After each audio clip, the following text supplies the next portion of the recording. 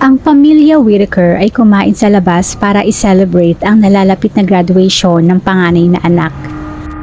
Ito ang kanilang huling larawan na sama-sama dahil sa kanilang pag-uwi, isang trahedya ang nangyari sa kanila. Isang shootout ang kumitil sa buhay ng dalawa sa pamilya at ang dalawa naman bagamat sugatan ay himala na nakaligtas. Ang kaso ng pagpaslang na ito ay umani na malaking atensyon ng publiko dahil matapos ang investigasyon, ang itinurong salarin sa krimen ay isa sa dalawang nakaligtas na miyembro ng pamilya.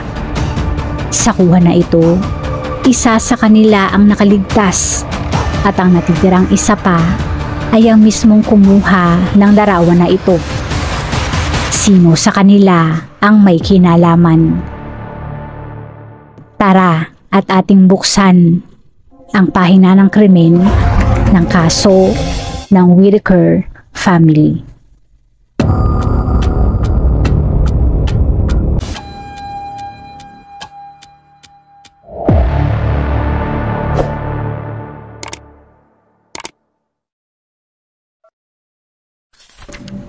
Sina Norman Kent Whitaker at Patricia Tricia Bartlett ay nagkakilala noong early 1970 sa isang blind date.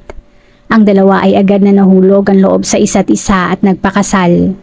Si Kent ay isang accountant at si Tricia naman ay isang elementary school teacher. Ngunit kalaunan ay give up ang profession na yon para maging stay-at-home mom para sa kanyang pamilya.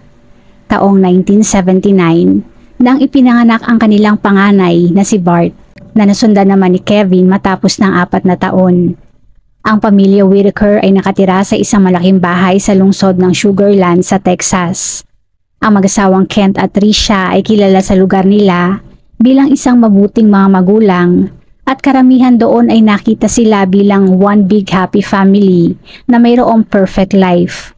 Ayon sa mga kakilala, ang panganay na si Bart ay isang mabait na bata, magaling sa school at mayroong good sense of humor. Ang bunsong si Kevin naman sa kanilang magkapatid ay maunawain at madaling magpatawad. Siya ay athletic at mahilig sa hunting at fishing at naging junior class president noong high school. Ang magamang Kent at Bart naman ay parehong naging siklista. Sila ay madalas na magkasama sa mga long rides at napag-uusapan ang lahat ng mga bagay sa trip na yon. Bagamat ang pamilya Whitaker ay perpekto sa paningin ng iba, sila ay meron pa ding struggles. Ang kanilang panganay na si Bart ay naging mahusay noon sa kanilang paaralan, ngunit minsan, noong siya ay nag-aral sa Clements High School, si Bart kasama ng ilang mga kaibigan ay nahuli na pumasok sa kanilang pampublikong paaralan at nagnakaw ng mga computers, kung saan siya doon ay na-expel at ipinasok ng mga magulang sa isang private Christian academy. December 10, 2003, si Bart ay sinabi sa kanyang pamilya na ang kanilang final exams ay tapos na at siya ay kasama sa gagraduate. Sa achievement na ito, ang buong pamilya ay pumunta sa isang kilalang restaurant para mag-celebrate. Sila ay kumain sa Papa Do Seafood Kitchen at doon ay nagkasayahan. Si Bart ay binigyan ng mga magulang ng isang Rolex watch na matagal na niyang gustong-gusto na magkaroon na nagkakahalaga ng humigit kumulang $4,000. Matapos ng kanilang kasayahan, ang pamilya ay umuwi na sa kanilang tahanan. Pagkarating sa kanilang bakuran, si Bart ay sinabi sa kanyang pamilya na nakalimutan niya ang cellphone sa sasakyan at iyon ay kanya munang babalikan at ang tatlo ay nauna nang dumiretso papasok ng bahay. Ang bunso na si Kevin ang unang nagbukas ng pintuan at oras na iyon ay nabuksan, isang putok ng baril ang narinig sa paligid. Matapos noon, ang nanay na si Tricia, na kasunod lamang ni Kevin ay ang kasunod naman na pinaputukan. Ang mga putok na ito ay narinig ng tatay na si Kent at bagamat naguguluhan ay pumasok na din sa bahay at kanyang nakita ang isang lalaking nakasuot ng ski mask na nasa 8 talampakan ang layo sa kanya. Ayon kay Kent, inisip niya na ang nangyari ay isa lamang prank ng isa sa mga kaibigan ni Kevin At ang baril na hawak ng nakamaskara ay isa lamang paintball gun. Hanggang isang bagay ang tumama sa kanyang balikat na nagpaikot sa kanyang katawan bago nahulog sa may front door at papalabas sa front porch.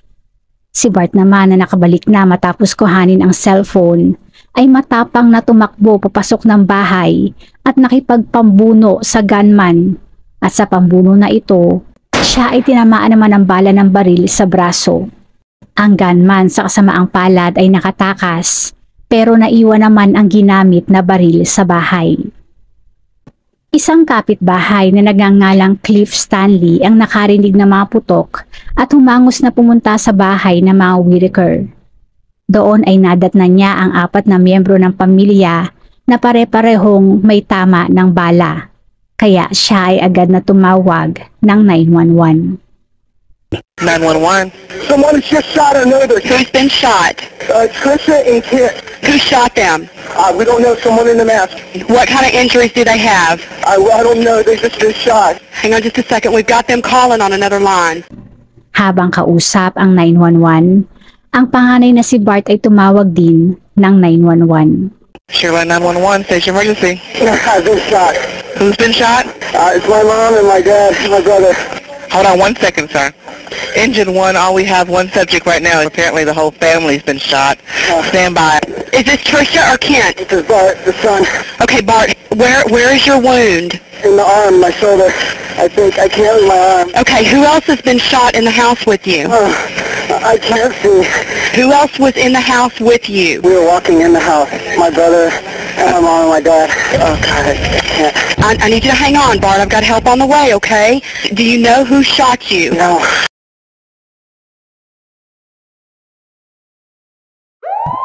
Ang mga otoridad ay agad na dumating sa crime scene at chinek muna kung wala ng panganib pa sa bahay bago dinaluhan ang mga biktima. Ang bunso na si Kevin ay idineklarang dead on the scene sa natamong single bullet wound sa kanyang dibdib. Ang mag-asawang Kent at Trisha naman ay magkahiwalay na dinala ng paramedics gamit ang helicopter patungong ospital. Habang si Kent ay isinasakay sa helicopter, naulinigan niya ang mga officers na nagsabi na mayroong dead on the scene at hindi naiwasan na mag-isip na maaaring isa o pareho sa mga anak niya ay binawian ng buhay. Matapos dumating sa ospital, ang kanyang kinatatakutang marinig ay kanyang nakumpirma nang nalaman niya nang ang anak na si Kevin ay binawian ng buhay. Ang asawang si Trisha naman ay namatay din matapos na dumating sa ospital. Ang panganay na si Bart na may natamong gunshot wound sa braso ay hindi naman malala. Ang magamang Kent at Bart ay parehong sumailalim sa surgery. Si Kent ay mayroong bala sa kanyang right shoulder na nag-travel sa kanyang arm muscle na bumasag sa kanyang mid-humerus bone. Si Bart naman ay may bala sa kanyang upper left na bumali naman ng kanyang buto doon. Sa ginawang inisyal na investigasyon, ang naging teorya ng mga otoridad, ang bahay ng pamilya ay kasalukuyan noong ninanakawan nang sila ay dumating. At dahil nagpanik ang salarin, ay agad na pinaputukan ang pamilya. Pero kalaunan ang teorya ng pagnanakaw ay agad na nabasura. Ang mga drawer sa master's bedroom ay nakabukas, pero wala ni isa man sa mga iyon ang hinalughog at walang nilalaman na nawawala. Karaniwan kasi sa aksyon ng mga magnanakaw ay ang paghalughog ng madalian, pero sa nakitang ayos na mga kagamitan, parang pinalabas lang na pagnanakaw ang dahilan. Ang mga relo, laptops at iba pang valuables ay naroon lamang, at ang tanging idineklarang nawawala ay ang cellphone ni Bart na kung inyong matatandaan ay kanyang binalikan sa kanilang sasakyan. Wala ding nakita ang mga otoridad na sign of forced entry. Ang pintuan sa bahay ay unlocked at ang security alarm ay disabled. Ang pinaka-questionable sa lahat ay nang napag-alaman na ang naiwang baril ng salarin ay galing sa mismong bahay ng Whitaker. Nakapagtataka na ang gun safe ay natagpuan ng salarin dahil iyon ay nasa isang isolated area ng bahay. Iyon ay sapilitang binuksan at ang baril na nakalagay doon ay ang ginamit ng gunman.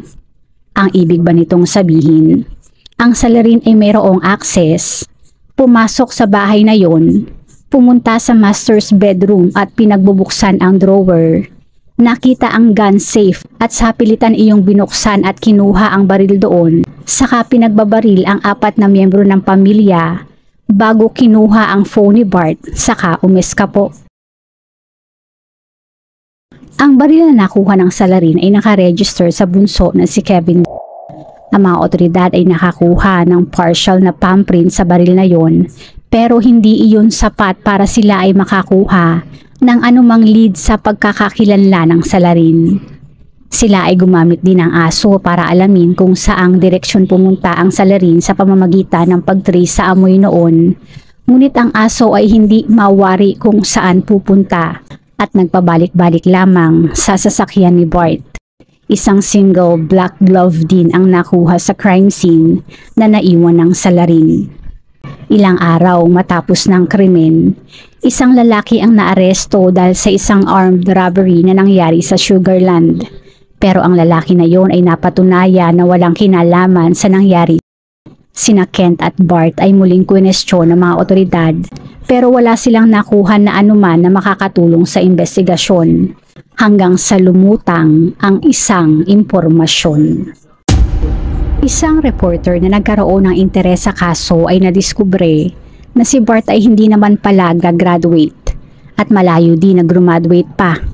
Sa pagkakaalam ng lahat, si Bart ay nag-aaral sa Sam Houston State University kung saan siya ay gagraduate, pero nang verify ang kanyang status doon, siya ay listed bilang isang freshman na nasa academic probation dahil siya ilang beses na hindi naka-attend ng anumang klase. Ang impormasyon na ito ay nagbigay ng isang suspisyon, kaya ang mga otoridad ay bumalik sa ospital at ipinaalam kay Kent ang kanilang nalaman. Sinabi nila kay Kent na ang pagsisinungaling na ito ni Bart ay kahina-hinala. Si Kent naman ay nagalit sa kanyang nalaman at gamit ang wheelchair ay pumunta sa kwarto ni Bart para questionin ang anak. Si Bart naman ay sinabi na siya ay nagsinungaling dahil sa ayaw niya na ma-disappoint sa kanya ang kanilang pamilya. At sinabi pa na sasabihin din ang katotohanan oras na siya ay totoong graduate na actually ay bibilang pa ng higit 3 taon dahil siya ay considered na isa pa ding freshman. Ibig bang sabihin nun higit 3 taon pa niyang itatago ang pagsisinungaling na yon? Si Kent ay inexplain din sa anak na dahil sa pagsisinungaling na yon, siya ay pinaghihinalaan na ng mga otoridad bilang suspect sa nangyari sa kanilang pamilya. Na sa halip na ang focus ay nasa labas para hanapin ang tunay na salarin, ang mga otoridad ay nag-aaksaya ng oras na questionin ang anak na si Bart. Sinigurado ni Bart sa ama na siya ay wala talagang kinalaman at pasasaan ba ang mga otoridad ay mapagtatanto na ang kanilang investigasyon ay nasa maling daan. Pero sa patuloy na investigasyon ay mayroong impormasyon na mas lalong nagdiin sa hinala ng mga otoridad kay Bart na siya ay mayroon talagang kinalaman. December 15, 5 araw matapos ng krimen, isang dating kaklase ni Bart noong high school na nagngangalang Adam Heap ang nakipag-ugnayan sa mga otoridad para sabihin ng isang impormasyon na maaaring makatulong sa investigasyon. Ayon kay Adam, ilang taon bago ang krimen, noong si Bart ay nag-aaral pa sa Baylor University, si Bart ay nilapitan siya at humingi sa kanya ng tulong sa plano nito na paslangin ang buong pamilya nito. Ang sinabing plano noon ni Bart kay Adam ay halos identical sa kung ano talaga ang nangyari sa pamilya Whitaker. Sa plano ni Bart noon, aanyayahan niya ang kanyang pamilya para sa isang night out at habang wala ang mga ito, si Adam ay papasok sa bahay sa pamamagitan ng pinto sa likod bahay na naka-unlock. Sa pagdating ng pamilya, si Adam ay dapat na barili ng isang fatal shot sina Kent, Tricia at Kevin. Kasama sa plano na ito ang pagbaril din kay Bart sa braso para ito ay hindi pagsuspetsahan bilang ito ay ang magiging only survivor sa nangyaring pamamaril. Si Adam ay nagdrawing pa ng bahay ng mga Whitaker na nakadetalye kung nasaan ang front door at kung saan siya dapat magtatago. At ang mapa na ito ay nagmatch sa kung ano ang nangyari 5 days earlier. Ayon pa kay Adam, ang plano na ito ay hindi natuloy dahil isang kakilala ni Bart ang narinig ang plano na yon na inireport naman ito sa mga otoridad. Ang mga otoridad naman noon ay sinabihan sina Kent at Tricia, pero si Bart naman ay nakumbinsi ang mga magulang na ang kakilala na yon ay lasing lamang at ang lahat ng iyon ay isa lamang misunderstanding. Sa impormasyon na ito ni Adam, siya ay hindi inaiwasan na pagsuspetsahan ng mga otoridad, ngunit agad din naman siyang nabura sa listahan dahil sa siya ay may alibay. Ang mga otoridad ay trinak naman ang mga roommates ni Bart noong siya ay nag-aaral pa sa Baylor University. Isang nagngangalang Justin Peters ang umami na noong 2001, si Bart ay nagplano din na paslangin ang kapatid at mga magulang. Ang trabaho dapat ni Justin ay bilang isang driver na magdi-deliver ng baril kay Adam. Binunyag din ni Justin na isang taon bago yon, taong 2000, isang estudyante na si Will Anthony naman ang hiningan din ng tulong ni Bart. Sa plano na ito, ang dalawang kasabwat ay nakarating sa bahay ng mga Whitaker.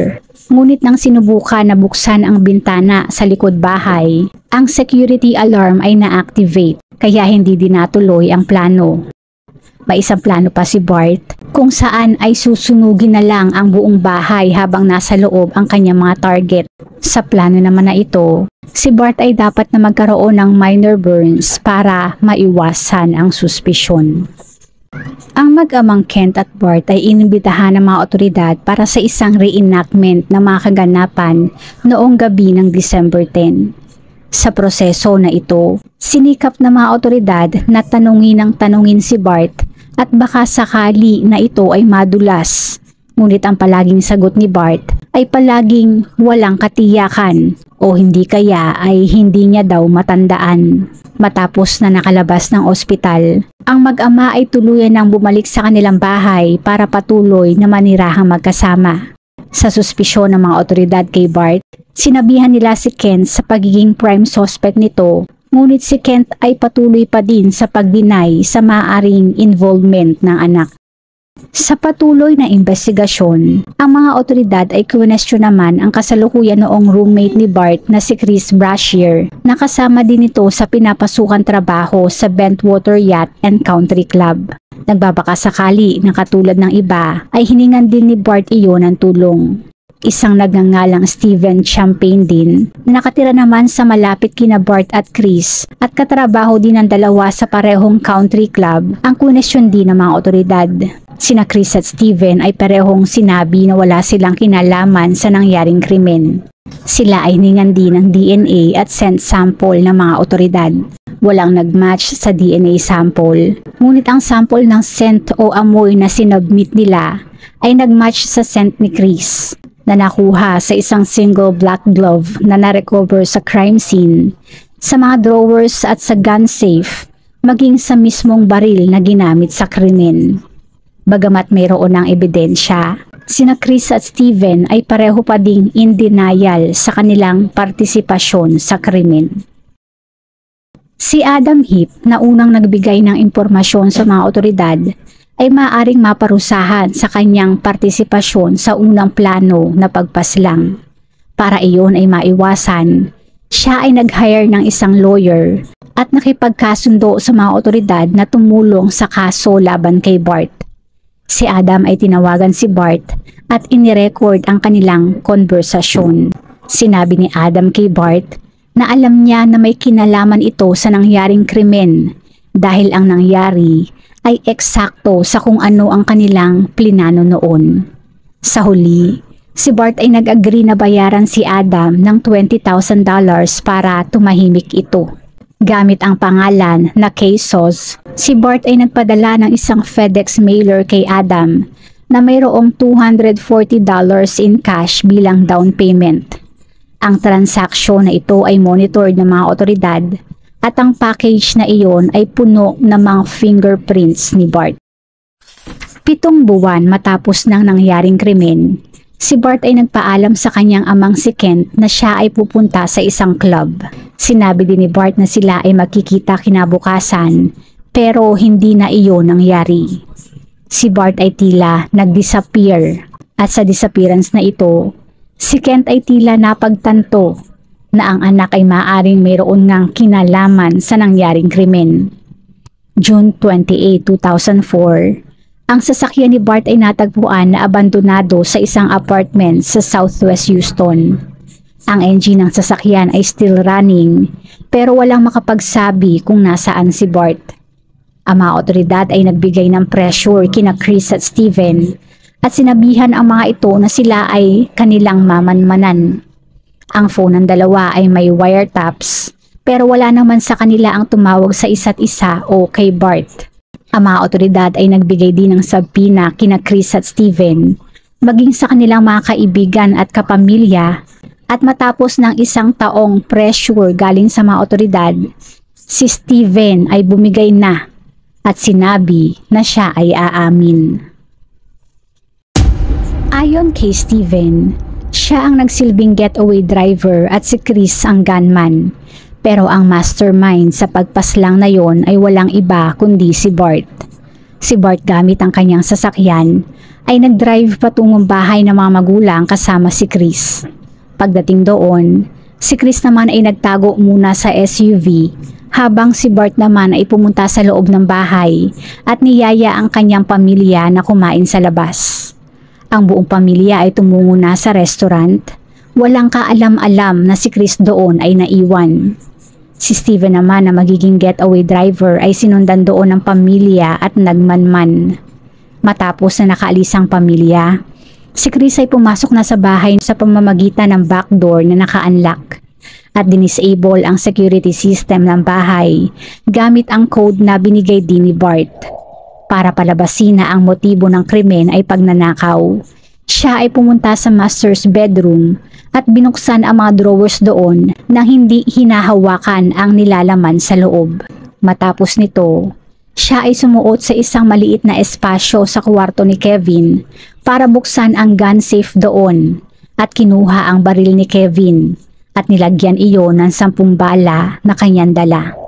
Sa restaurant naman, matapos ang kasayahan sa pag-celebrate sa kunwaay graduation ni Bart, si Bart ay nag-text na kay Chris na sila ay papauwi na. Si Steven naman na nakamanman ay sinunda na din ng pamilya pauwi sa bahay at naghintay malapit sa bahay na mga Whittaker. Si Chris ay pumosisyon na malapit sa front door at suot ang isang mask ay nakahandang paputukan ang sinumang mauunang pumasok ng bahay. Si Kevin ang unang pumasok at si Chris ay pinaputukan siya sa may dibdib na agad naman itong ikinamatay within minutes. Ang sumunod naman ay si Trisha na sa dibdib din tinamaan ng bala na bagamat nadala pa sa ospital ay hindi na din nasagip pa. Ang sumunod naman ay si Kent na sablay sa ginawang pagbaril sa dibdib at sa balikat na lamang tinamaan. At ang pinakahuli ay si Bart na kunwa sa kanya ay nakipagrambulan at kalaunan ay sa braso tinamaan bilang parte ng kanilang plano. Sa pagtakbo ni Chris ay naiwan ang baril na kanyang ginamit. Siya ay lumabas sa likod bahay at sumakay sa nakaabang na sasakyan ni Steven at umiskapo. Ayon kay Steven, si Bart ay nag-offer sa kanila ng parte ng life insurance na makukuha nito sakali na mamatay ang kapatid at mga magulang. Ang pamilya ay may insurance policies na ang kabuuan ay nasa $1 million to $1.5 million. Ito ang dahilan at motibo ng kanyang pagpaslang. Sa mga inamin na ito, si Steven ay dinala ang mga otoridad sa mismong lugar kung saan idinispatsa ang mga ebidensya. Ang mga ebidensya ay inilagay nila sa isang bag at itinapon iyon sa isang tulay na parte ng Lake Conroe na malapit sa townhouse nila Bart.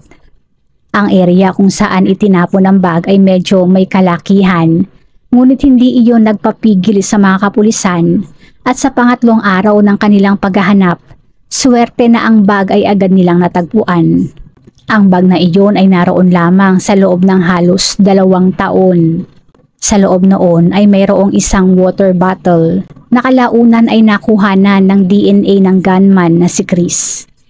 Sa bag ay mayroon ding isang pry bar na nagmatch sa markings na nasa gun safe, ilang ammunition na nagmatch sa murder weapon, maging ang kapares ng black glove na naiwan sa crime scene, at isang cellphone na kalaunan ay napatunayang pagmamay-ari ni Bart. Sa patong-patong na mga ebidensya, sina Chris at Steven ay inaresto na para sa kanilang involvement sa krimen. Ang mga otoridad ay nag-issue na din ng warrant of arrest para kay Bart, pero ito ay still nowhere to be found.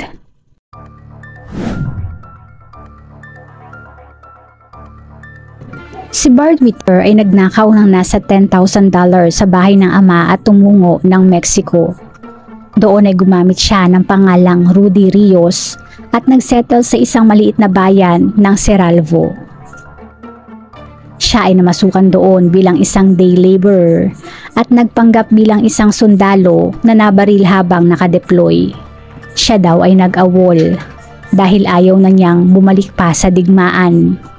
Isang Mexican pa ang kanyang sinabihan na ang peklat sa kanyang katawan ay nakuha niya nang minsan ay nabaril siya sa isang digmaan sa Afghanistan. Si Bart ay nagkaroon pa ng kasintahan na nagngangalang Cindy Lou Salinas na nakilala niya sa isang local church doon. Si Cindy ay pinakilala siya sa pamilya nito kung saan siya ay nagustuhan pa ng mga magulang ni Cindy, partikular ang ama nito. Si Bart ay pinasok ng ama ni Cindy sa furniture store na mga ito kung saan si Bart ay naging isa pa sa mga top employees. Para sa kanila, si Bart aka Rudy ay isang obedient at hardworking na tao, pero iyon sa kasamaang palad ay pagpapanggap lamang dahil siya ay isang malaking scam. Soon enough, ang kanyang balat ay unti-unting lalabas. Minsan, siya ay nahuli ni Cindy na pinapakialaman ang safe box kung saan nakatago ang mga pera at iba pang mahalagang bagay na pagmamay-ari ng pamilya ni Cindy. At ang kanyang ginawang dahilan ay dahil siya ay curious lamang sa kung ano ang nilalaman. Minsan, si Cindy ay nagkaroon ng argumento sa kanyang ina at sa galit nito ay nasira ang isang gitara. Sa pag-aaway na ito, si Bart bilang kanyang nobyo ay inalo siya sa pamamagitan ng pagsabi, quote, "Huwag kang magalit sa iyong mga magulang. Kung gusto mo, pwede natin silang paslangin. At pagkatapos ay hindi ka na magagalit pa sa kanila." Sa unang pagkakataon, si Cindy ay nakaramdam ng takot kay Bart, Rudy Rios. September 14, 2005, ang mga otoridad ay nakatanggap ng tawag mula sa isang lalaki na nagngangalang Rudy Rios. Ang tunay na Rudy Rios. Si Rudy ay nakatrabaho si Bart sa isang country club at minsan ay nasabi nito sa kanya ang problema sa pulisya. Si Rudy ay nag-offer ng tulong kay Bart na makapasok ng Mexico. Si Bart ay binayaran si Rudy ng halagang $3,000 para sa pag-escort ni Rudy na makapasok si Bart sa Mexico at para gamitin ni Bart ang identity ni Rudy. Si Rudy ay nanahimik na lang sa una hanggang sa ang mga otoridad ay nag-offer ng $10,000 na reward sa kung sino man ang makapagbibigay ng impormasyon sa kinaroroonan ni Bart. September 22, 2005, si Bart Whitaker ay inaresto sa Mexico para sa isang immigration charge at dinala sa border ng US at Mexico kung saan nakaabang ang mga US detectives. Siya ay formal ng sinampahan ng kasong murder kay Trisha at Kevin at attempted murder naman kay Kent. Nang sila ay nagkita ng ama, siya ay humingi ng tawad sa lahat ng kanyang ginawa. Si Kent naman bilang isang devoted Christian ay pinatawad ang anak.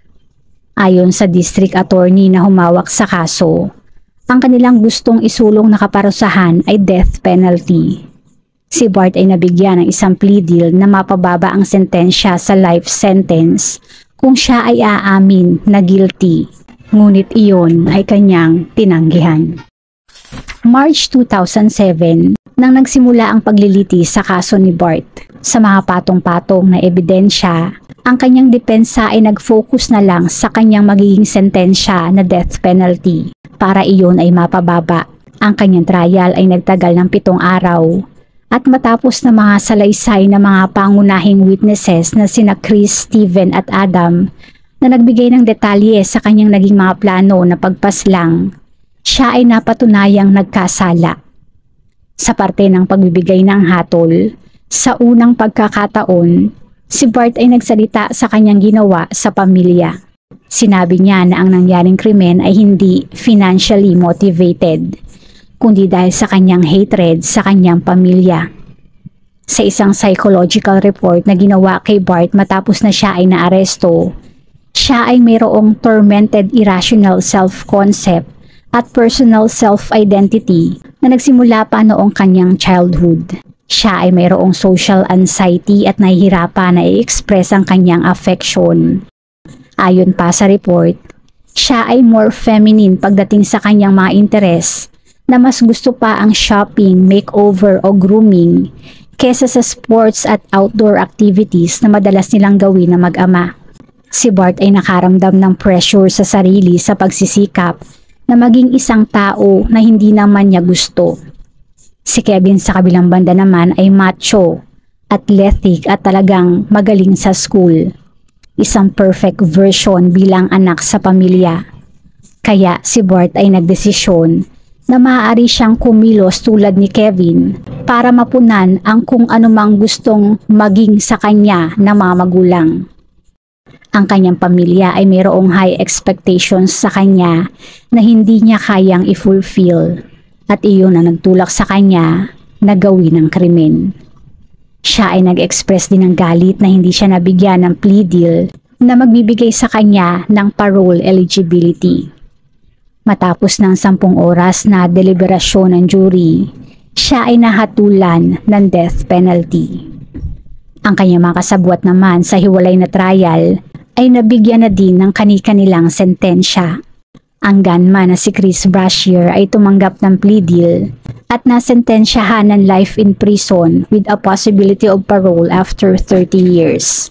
Siya ay maaaring makalaya sa taong 2035.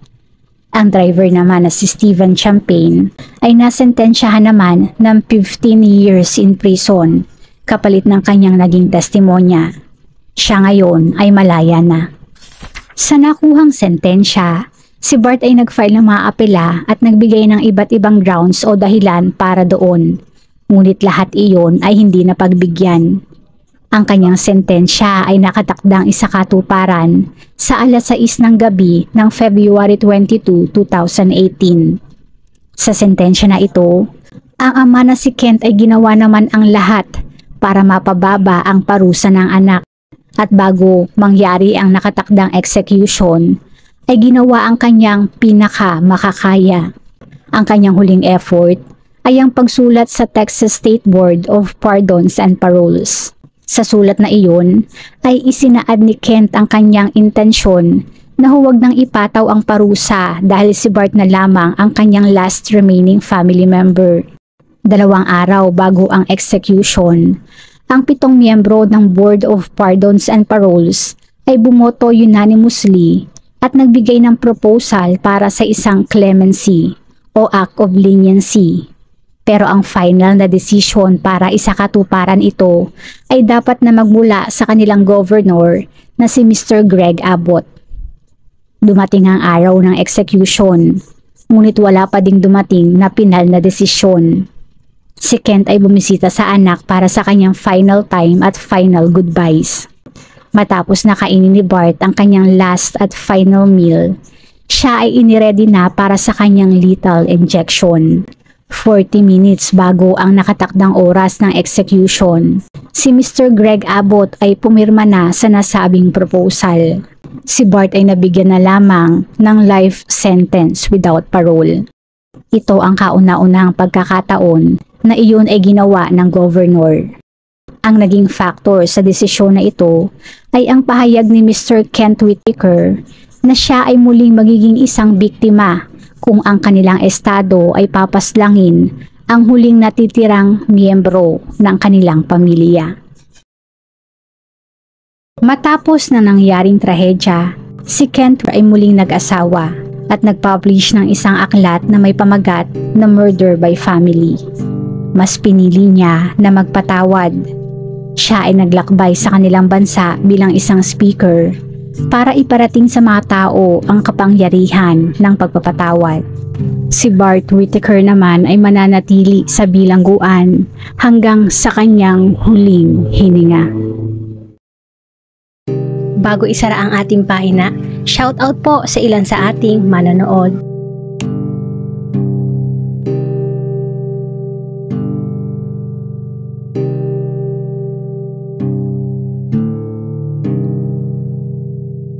Salamat po!